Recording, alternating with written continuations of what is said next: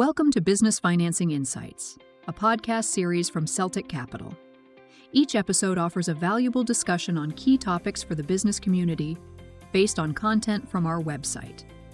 In this episode, we discuss tips for getting credit from asset-based lenders. Hey everyone, we're going to be talking about asset-based lending. It's one of those things that can be really valuable, especially if you're a business owner and you're looking to grow your business, or maybe you're a little bit of a tough spot financially. And we've got some expert tips that we've distilled from a guide on securing asset-based lending. So let's jump right in. Yeah, what's really fascinating about asset-based lending is it's such a different approach than like going for a traditional bank loan. Yeah, absolutely. So for those listening who maybe aren't as familiar, how would you explain the core difference between the two? Well, when you walk into a bank to ask for a loan, they're immediately looking at your credits and your financial history. They want to see like a perfect record.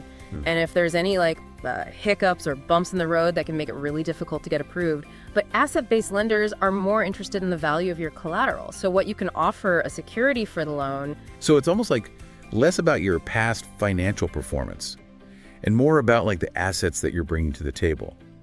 That could be a game changer for businesses that maybe had a rough patch a while back, but have since built up some strong assets. Absolutely. It opens up a lot of possibilities.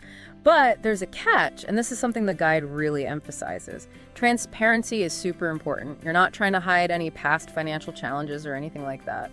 So even if things haven't always been totally smooth sailing, honesty is still the best policy. Exactly. In fact, being upfront about those challenges can actually work in your favor. But the thing is, you can't just say, oh yeah, we had some tough times. Lenders really want to see that you've not only recognized the problem, but you've also come up with a solid plan to fix it.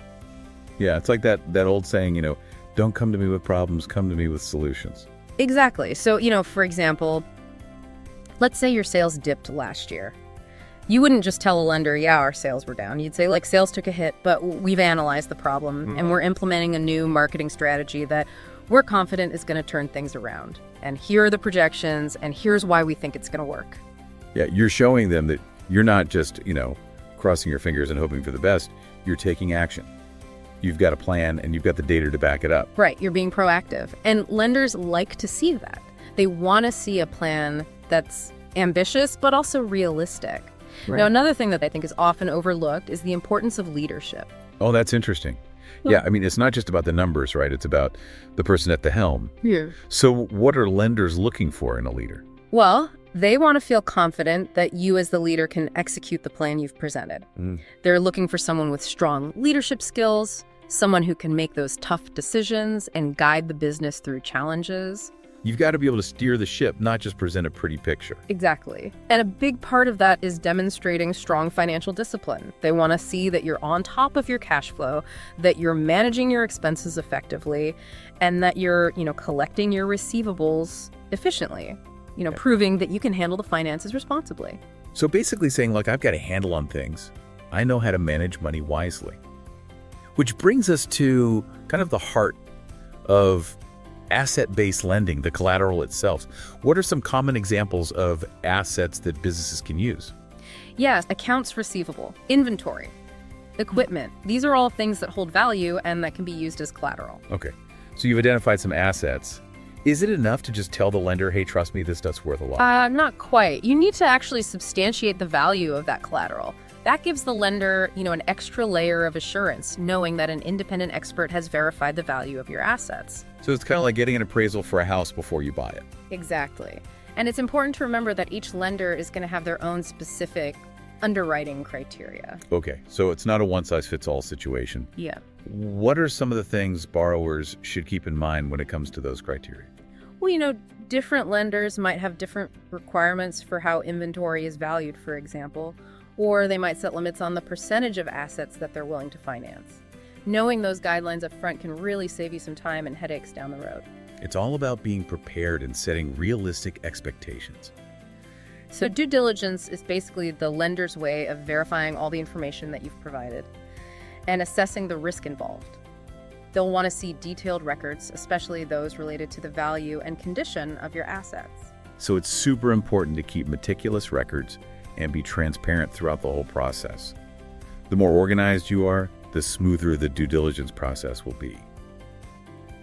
Is there anything else that borrowers should keep in mind when they're working with a lender? There's a piece of advice that I think is really important. Be willing to work with the lender.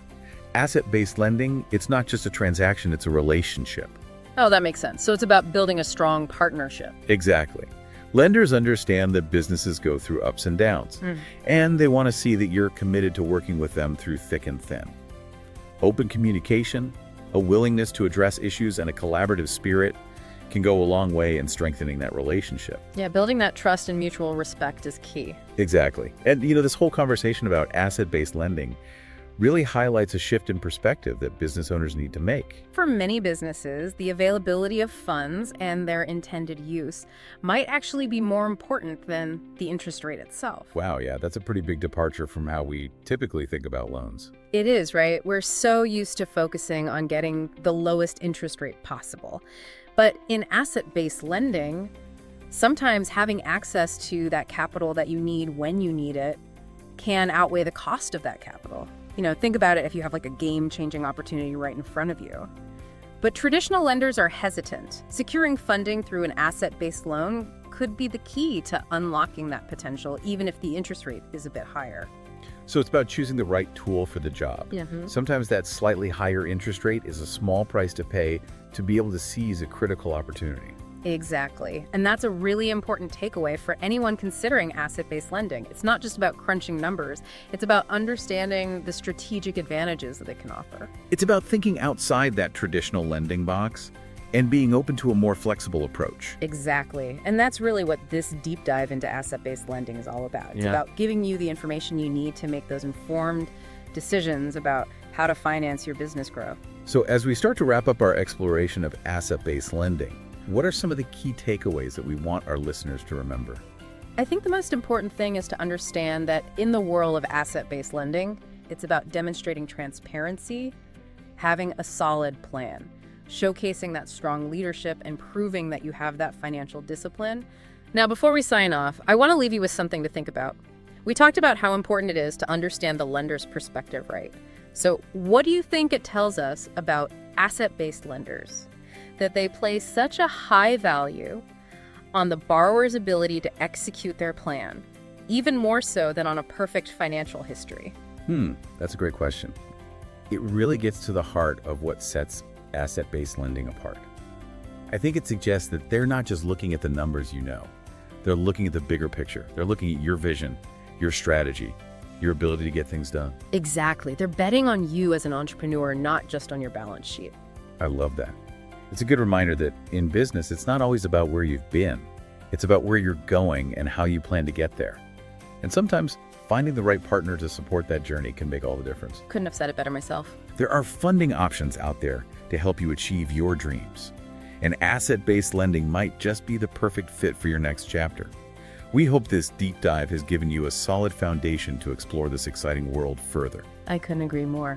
So to all of our listeners out there, we hope this has really, sparked your curiosity and given you some valuable insights into asset-based lending. Thanks for joining us. If you'd like to schedule a call with Celtic Capital about your specific business financing issue or about making referrals to Celtic Capital, go to the contact page on CelticCapital.com. Reach out to any of our client development officers to schedule a one-on-one call. And if you haven't already done so, subscribe to our podcast channel to hear more business financing insights from Celtic Capital.